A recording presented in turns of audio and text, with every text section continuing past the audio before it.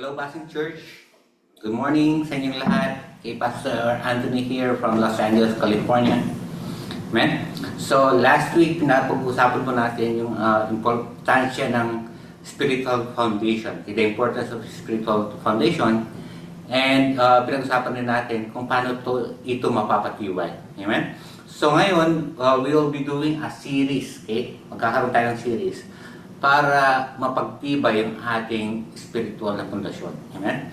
So, ang pag-uusapan muna natin is yung pagkakilala natin sa ating Diyos Ama. Okay? We believe that we believe in Trinity. Okay? We believe that we have the God the Father, God the Son, the Holy Spirit. May Diyos Ama, Diyos Anak, sa Espiritu Santo. Okay? Ngayon, ifo-focus po natin yung ating atensyon. Okay? Sa ating Diyos Ama. Okay? Pag nakilala natin siya na mas lubusan, okay? Ang pagkakilala natin sa Kanya, mas nagiging matibay yung ating pundasyon, okay? Spiritual. Okay? At nagiging mas matagumpay ang ating buhay at buhay Kristiyano. Amen? So, ang title po natin is The Father God or ang Diyos Ama. Amen? So, ano yung mga characteristic ni God? Okay? Ano ba yung mga nasa sa Kanya? Amen? So, unang-una is we know na alam natin na God is sovereign. Okay? The sovereignty of God. Okay? Ang kapangyarihan ng Diyos. Natin na si Lord ay ang Diyos Ama ang makapangyarihan sa lahat. Amen? Sa Kanya ang buong mundo siya ang gumawa, okay, ng sanlibutan. Okay? Siya ang gumawa lahat ng mga planetarium, mga planet, mga skies. Pag nakita nyo sa lahat ng makita nyo sa lahat, siya ang gumawa. Okay? So, siya po ay in control. Okay? He is in control of everything. Okay? Kaya na po yung mga nangyayari sa ating mga kapaligiran ngayon, sa ating mundo ngayon. Di ba? Masyadong magulo. Okay? Nagkakaroon ng giyera doon sa Middle East, right? Sa Iran, saka dito yung US, Iran, okay? Saka Israel, okay? Nagkakaroon ng digmaan, okay? Sa mga nasyon na ito, okay? Yung Ukraine at saka Russia, okay? May digmaan sila. Kaya sa iba't ibang mga parte ng mundo, maraming mga nangyayari na hindi po natin nalalaman sa news, okay? Pero ang dami pong mga digmaan, mga skirmishes, okay, na nangyayari, okay, dito sa mundo. Kaya sa Pilipinas, medyo magulo ang politiko diyan sa Senado, di ba? Nagkaroon ng mga pagkakagulo sa mga Senado sa ating pamahalaan. Okay? But with all of these things yung nangyayari, lahat mga yung nangyayari sa atin, sa ating buhay, sa mundong ito, sabi niya that God is still in control. Okay? Siya yung ang nagko-control ng ating buhay. So, sabi niya doon sa Daniel 2:21, Daniel 2:21, sabi niya, siyang nakakapagbago ng mga kapanahunan, naglalagay at nag-aalis ng mga hari sa luklukan. So, English sabi niya, He changes times and seasons. He removes kings and set up kings. Anong ibig sabihin nito? Ang sabihin niya is yung mga nahalal na mga leader natin. Yung mga kay President Marcos, kay President Trump, okay? Yung mga presidente sa North Korea, sa South Korea. So, lahat ng mga leaders na dito sa mundo, siya ang nagtatalaga nun. Alam natin na mga tao ang bumuboto, okay? But God approves it. Okay? Siya ang nagtatalaga at nag-alis ng mga leaders, okay? Sa mga nations, okay? That's why yung mga nangyayari ngayon, still God is in control, okay? Kaya-kaya niyang alisin kung sino mang namumuno, kaya-kaya niyang palitan kung sino ang mga leaders of the nation. Amen? So, God is in control. Kaya huwag tayo pong mabahala sa mga nangyayari sa ating kapaligiran, okay? Kapag magulo ang mundo, okay? Sabihin natin sa ating sarili that Lord God, you're still in control. Okay? Ikaw po ang may control sa mga nangyayari po sa amin. Wala po kaming control, but we know na in all these things, yung mga nangyayari sa atin is in your will. Natutupad yung gusto mong gawin dito sa mundo. Amen? So also, since God is sovereign, okay, He is also sovereign in our life. Okay? God is also sovereign in our life. Sa ating buhay, okay? Siya ang naghahari sa ating buhay. Okay? Kabilang ito, God's authority and knowledge are absolute. Okay? Means that nothing happened outside of His permission. Offering the peace and that even life's most difficult season have a purpose. So lahat ng mga nangyayari sa iyo is si Lord, ang Ama, okay, ay may hawak niyan, may control niyan. Okay? Kahit na sabihin natin na may mga problema tayong mga dumadating, okay, magulo yung ating pamilya, karoon problema yung ating anak, may mga sakit, something like that. Well, God is still sovereign. Sabi niya dun sa Romans 8:20, sabi niya, and we know that in all things God works for the good of those who love Him, who have been called according to His purpose. Sabi niya doon, alam natin na sa lahat ng bagay, gumagawa ang Diyos para sa ikakabuti ng mga umiibig sa Kanya. Sa Kanyang tinawag, ayon sa Kanyang nilayunin. So lahat ng nangyayari po sa atin, yung magandang nangyayari sa atin, yung mga promotion sa ating mga trabaho, yung mga pag-graduate ng ating mga anak, okay? Yung mga trabaho natin, yung binigay na bahay sa atin ng Panginoon, okay? Saka yung mga hindi magandang nangyayari sa atin, yung mga problema, yung mga sakit, okay? Sabi niya na lahat ng mga nangyayari sa atin is siya ang nagtalaga nito, okay? Siya ang gumagawa nito para sa ikakabuti natin, okay? Kung minsan dumarating yung ating problema sa ating buhay para pagtibayin niya tayo, okay? Pagtibayin niya tayo sa ating pananampalataya. Amen? Sa Kanya. So, God is sovereign, okay? Pangalawa, God is immutable, okay? The immutability of God. So, anong ibig sabihin ng immutable? Ang sabi niya ay ang hindi pagbabago-bago ng Diyos. So, ang Diyos ay hindi nagbabago, okay? Hindi siya nagbabago sa Kanyang pagmamahal sa atin. Okay? Hindi siya nagbabago sa pakikitungo niya sa atin. Okay? Hindi kagaya natin na pabago-bago yung ating isip, pabago-bago yung ating emosyon. Okay? Like, for example, meron ka yung girlfriend mo, for example, right? Yung example mo, yung una, mahal na mahal mo siya, yung boyfriend mo, talagang, in love ka sa kanya. Pero kalaunan, may nakita kang hindi maganda sa kanya, okay? So, anong nangyayari? Nagbabago yung pag-ibig mo sa kanya, di ba? Yung mga kaibigan natin, naka-close natin dati, di ba? Pag mayroong silang nagawang mali, anong nangyayari sa atin? Nagagalit tayo sa kanya, galit na galit tayo sa kanya. Kung minsan, di natin napapatawad sila. So, sa ating mga tao, nagbabago yung ating pakikitungo sa mga ibang tao. Pero ang Diyos ay hindi siya nagbabago. Okay? Kahit na tumalikod ka, kahit na nagkasala ka sa Kanya, ang pagmamahal ng Diyos ay nasa sayo pa rin. Amen? Kaya kung nastisod ka, kung nagkamali ka, okay? Kung may mga ginawa kang hindi maganda sa iyong buhay, okay, ang pag-ibig ng Diyos ay nasa sayo pa rin. Okay? God's love is always with you. So hindi siya nagbabago. Okay? Sabi niya doon sa Malakay, okay, 3:6, I am the Lord and I do not change. Okay? Sinabi ng Panginoon, makapangyarihan, ako ang Panginoon ay hindi nagbabago. Hindi siya nagbabago. Yung mga promises niya sa iyo, okay? Yung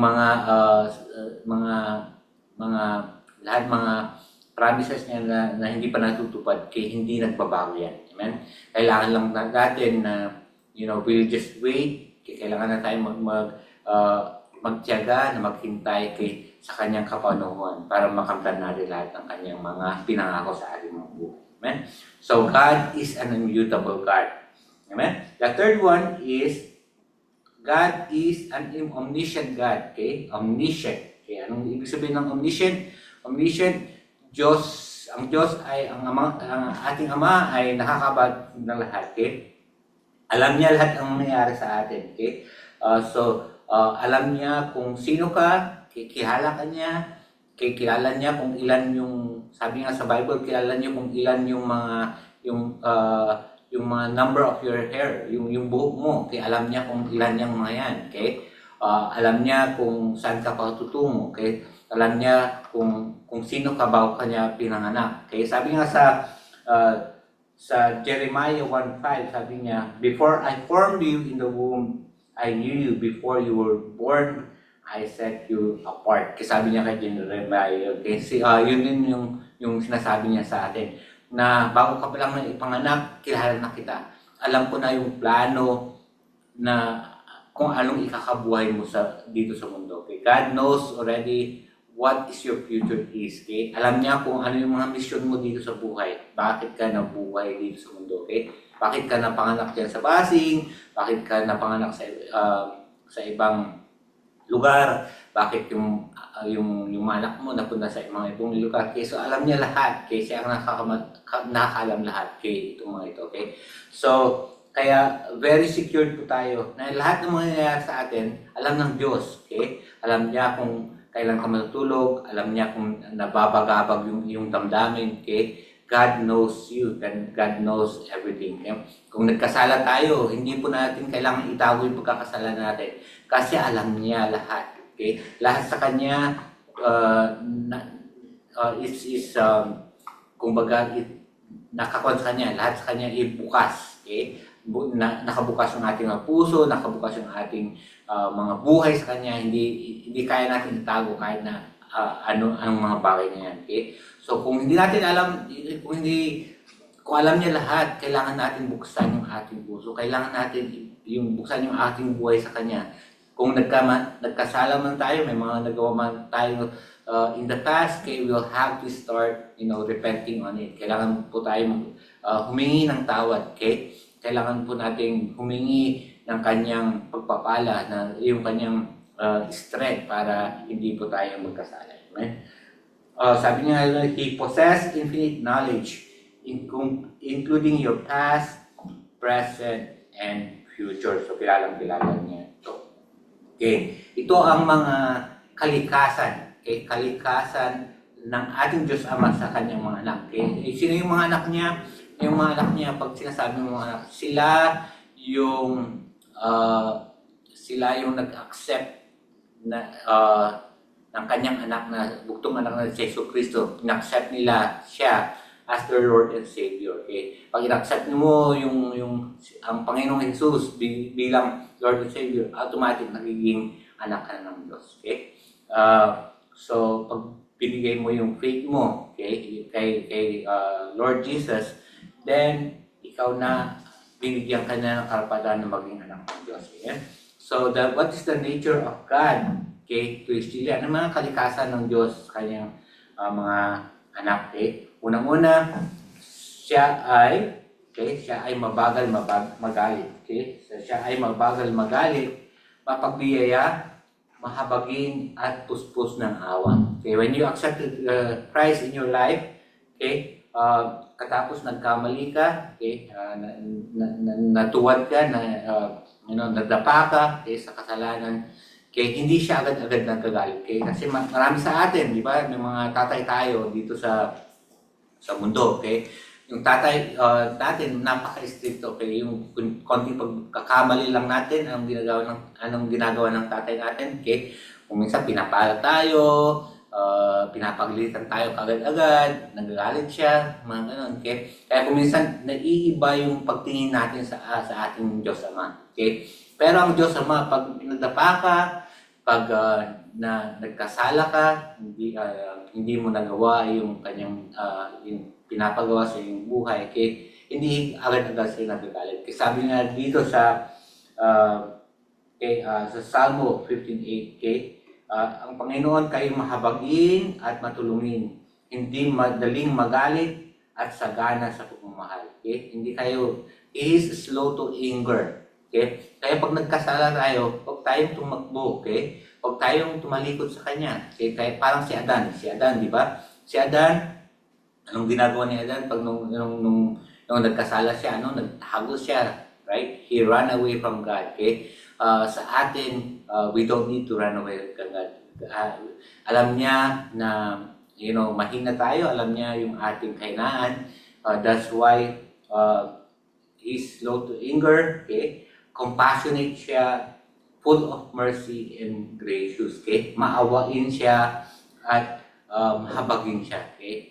So, alam niya kung ano yung kalagayan natin ngayon. Amen? So, sa ating mga buhay, okay? Pag may mga problema tayo o kaya may mga hinaharap tayo na mga challenges sa ating buhay, okay? Okay, so anong kailangan natin gawin? Kailangan natin gawin lumapit sa Panginoon. Okay? Kasi alam niya na kung ano yung kailangan mo sa buhay, anong mga meeting mo sa buhay, okay?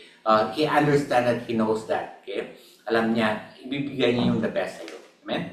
So, siya ay isang mabagal, magalit, mapagbiyaya, okay? Mahabagin, at puspos siya ng awa. Amen? Ano pa ba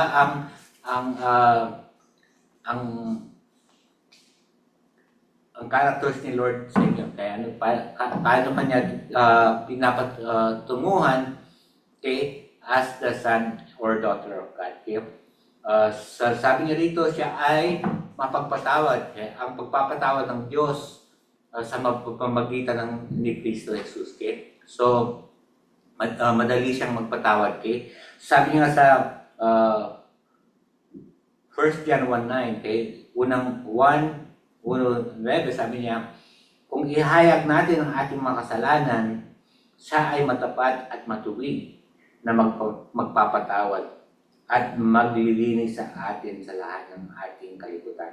Okay? Or in English, sabi niya, but if we confess our sins to Him, He is faithful and just to forgive us our sins and to cleanse us from all wickedness. So, yun nga, pag mayroong hindi maganda nangyayari hindi nagkasala ka, okay, punta ka na agad kay Lord, okay? Lapitan mo na agad kay Lord. You ask forgiveness, okay? Kasi sa salita niya, which is His promise, napapatawarin ka niya. Hindi ka niya itatakwil, hindi ka niya, hindi siya unforgiving God, okay?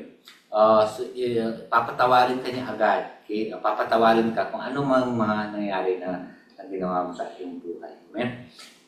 Pero ang pagpapatawad niya ay sa pamamagitan lang sa kanyang bugtong na anak, okay? So the forgiveness of God, yung Diyos Ama, is through Jesus Christ, wala nang iba. Kung ang isang tao naniniwala kay Muhammad o kay Buddha, okay? Katapos humingi sila ng tawad sa Diyos Ama, hindi niya papakinggan itong mga to. Kasi ang kanyang paraan lang na pagpapatawad is sa pamamagitan ng kanyang bugtong na anak na si Jesucristo. Okay? Later on, malalaman natin bakit si Jesucristo nga lang ba ang way to communicate with the Lord. Is the way to absolute forgiveness. Okay? Yung absolute na pagpapatawad. Bakit kay Kristo lang ba? Okay? Later malalaman natin bakit si Jesus lang ba? Si Jesus lang ang kaparaanan, okay, sa pagpapatawad ng Diyos. Amen? So, pero pagtitingnan natin dun pagtitingnan natin sa buhay ni Abraham, okay? May dalawa siyang anak, okay? Yung isa si Isaac at saka yung isa ay si Ismael, okay? Si Isaac sa Ismael. Si Isaac is lehitimong anak niya kay yung sa asawa niyang si Sarah, okay? Pero si Ismael ay isang anak niya sa labas, okay? Anak niya sa isang maid niya, okay? Yung katulong nila, kaya lang niya doon, okay? Pero sabi ng Diyos, ang aking tipan, ang aking covenant ay mapupunta lang kay Isaac. Ang ibig sabihin, yung kasunduan nila ng Diyos at saka ni Abraham, mapupunta lang doon sa saling lahi ni Isaac. Okay? So, hindi siya mapupunta doon kay Ismael. Okay? Ganoon din sa pagpapatawad ni Lord. Sabi niya, pagpapatawad ng Diyos Ama, na ang kanyang pagpapatawad ay sa pamamagitan lang ng kay Jesucristo. Amen? Ang mga anak ng Diyos. Ano pa, sabi niya, ang magandang plano. So, pag anak ka ng Diyos, sabi niya, may magandang plano ang Diyos para sa iyo. God has a great plan for your life. Okay? So, sabi niya doon sa Jeremiah 29:11, alam po natin to, okay? Alam ko kung paano ko tutuparin ang mga plano ko para sa kabutihan niyo at hindi sa kasamaan niyo. At plano para bigyan kayo ng pag-asa na magkaroon ng mabuting kinabukasan. Okay? In English, sabi niya, for I know the plans I have for you, declares the Lord. Plans to prosper you and not to harm you. Plans to give you a hope in a future. So, mayroon po siyang magandang plano sa atin. Okay? Hindi niya po ninanais na maghirap po tayo dito sa mundo. Okay? Hindi niya po ninanais na parusahan niya tayo sa mundo. Okay? Ang plano niya ay maganda sa atin. Okay? Napatunayan ko po yan sa buhay ko. Okay? Na nanggaling po ako doon sa mahirap. Okay? But the Lord has a plan for my life. Na-enjoy ko na po yung magandang plano niya sa buhay ko ngayon. Amen? Also with you, alam, nung teenager ako, nung nag-aral pa ako ng Pileo, sinasabi ko sa sarili ko, Lord, ano ba yung magiging future ko noon? Talagang alala ko noon kasi hindi ko alam kung ano magiging kinabukasan ko. Okay? Hindi ko alam kung magiging successful ako, hindi. Pero pinanghawakan ko itong pangako niya na to sa aking buhay. Sabi ko, Lord, sabi mo na you have a plans for me, plans to prosper me, not to harm me, plans to give me hope and a future. Sinabi ko po yan. Nasabi ko po yan kadalasan sa aking buhay. And the Lord has opened doors.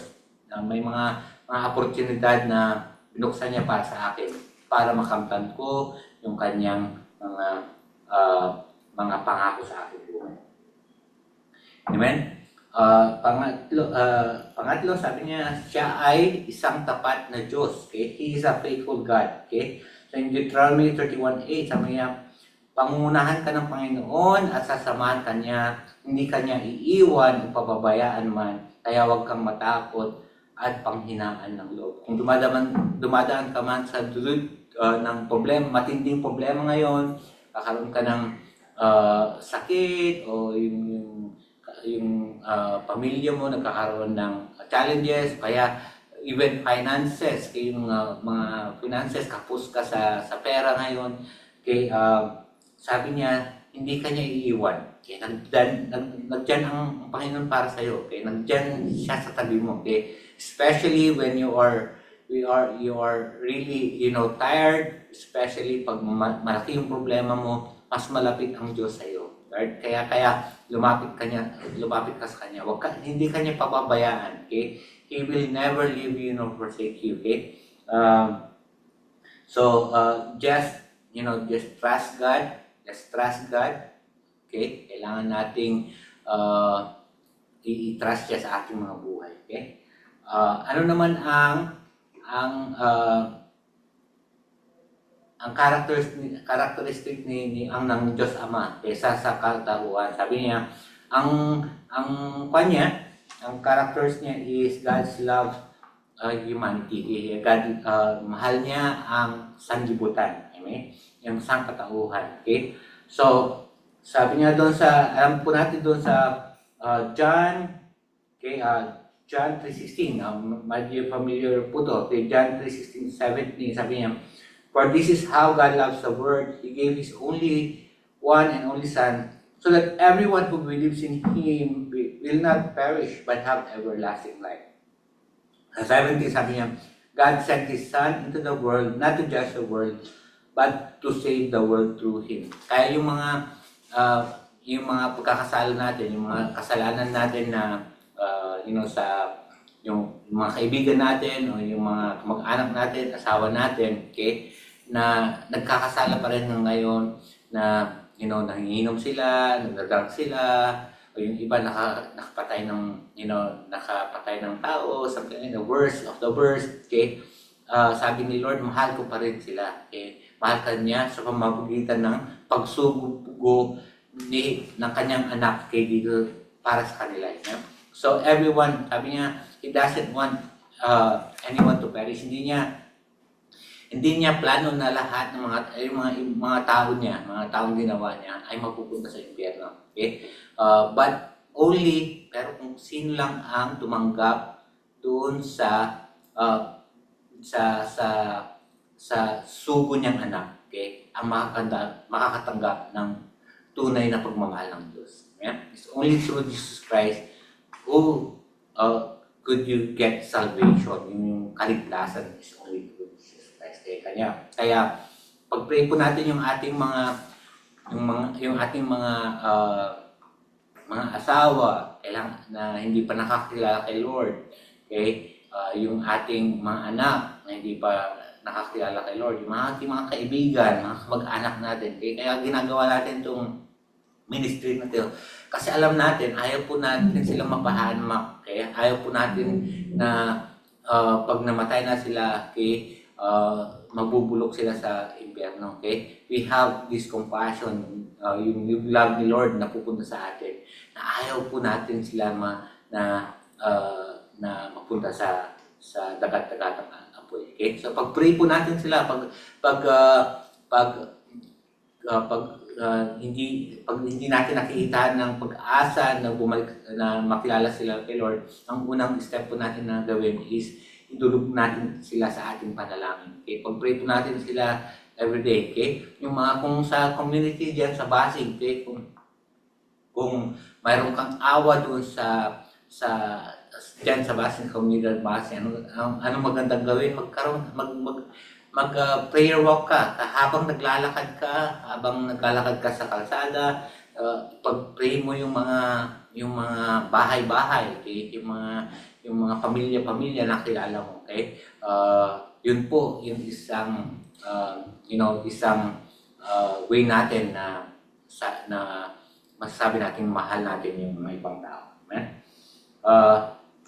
Ano naman ang kalikasan ng Diyos sa mga hindi sumasampalataya, okay? Yung mga hindi naniniwala kay Jesucristo, hindi nila binigay yung buhay nila kay Jesucristo. What is the nature of God to unbelievers? Ano pa nature ni Lord sa unbelievers? Okay, malapit na po tayong magtapos. Okay, sabi niya dito is, ang nature ni Lord, okay, pag titingnan natin dito, ang nature ni Lord is, alam po natin na God is holy God, okay? Wala po siyang kasalanan, makatarungan po siya, okay? He is also a just God, okay? Because He's holy, He's a just. Anong ibig sabihin ng just is, kunyari dyan sa Pilipinas, di ba yung dyan sa Pilipinas, maraming mga politiko na nangungurakot ng pera ng bayan, okay? Mga korupsyon, katapos yung mga taong ito, okay?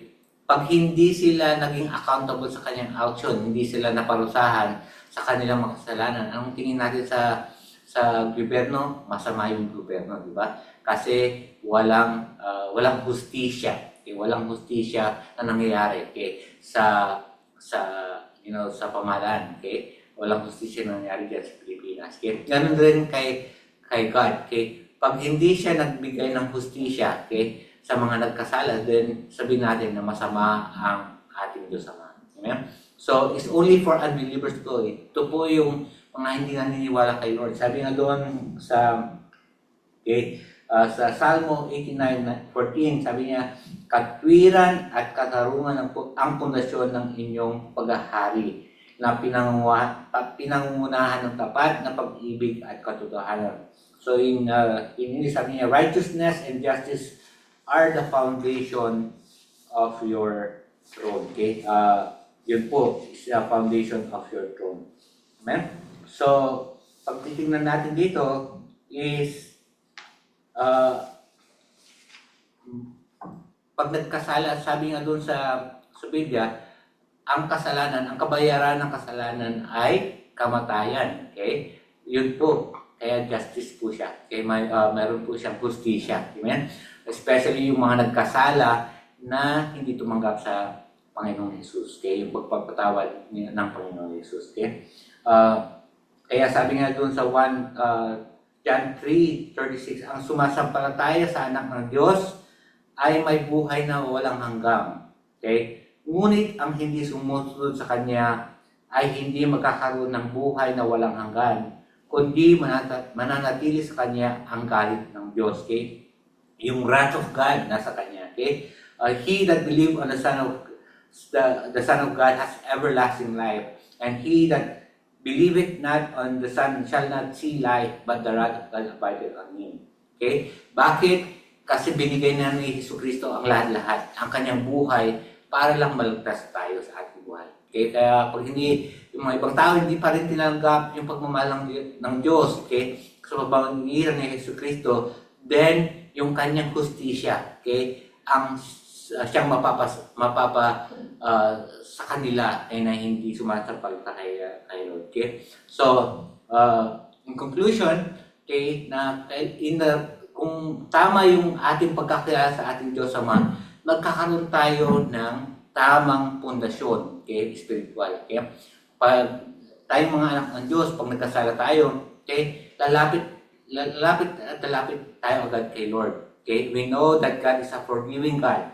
Kaya pag nagkasala tayo, pag nagkamali tayo, huwag mo i-condemn yung sarili mo. Okay? Hindi mo kailangan parusahan yung sarili mo. Okay? Lumapit ka lang kay Lord, lumapit ka lang kay Diyos, sa Diyos Ama, at you ask for forgiveness. Okay? You ask for forgiveness, and the Lord will forgive you. Yun yung promises natin. Amen? So, as we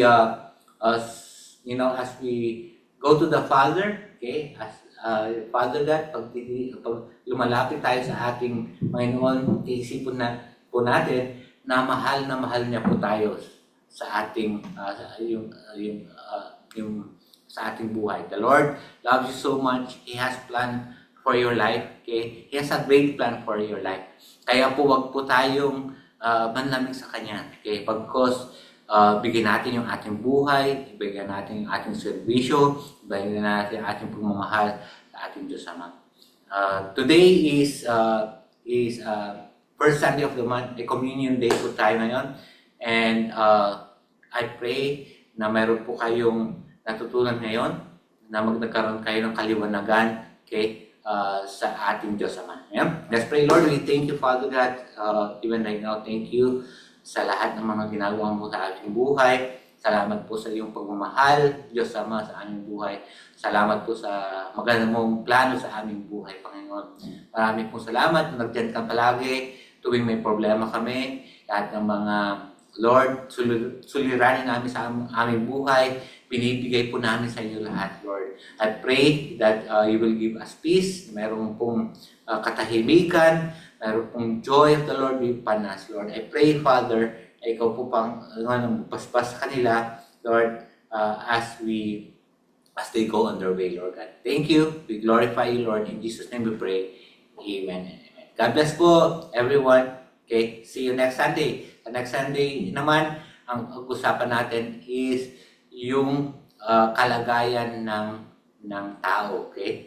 The depravity of man. Maganda po itong topic na to. Malalaman po natin kung sino tayo bago natin nakilala ang Diyos. Okay? God bless everyone.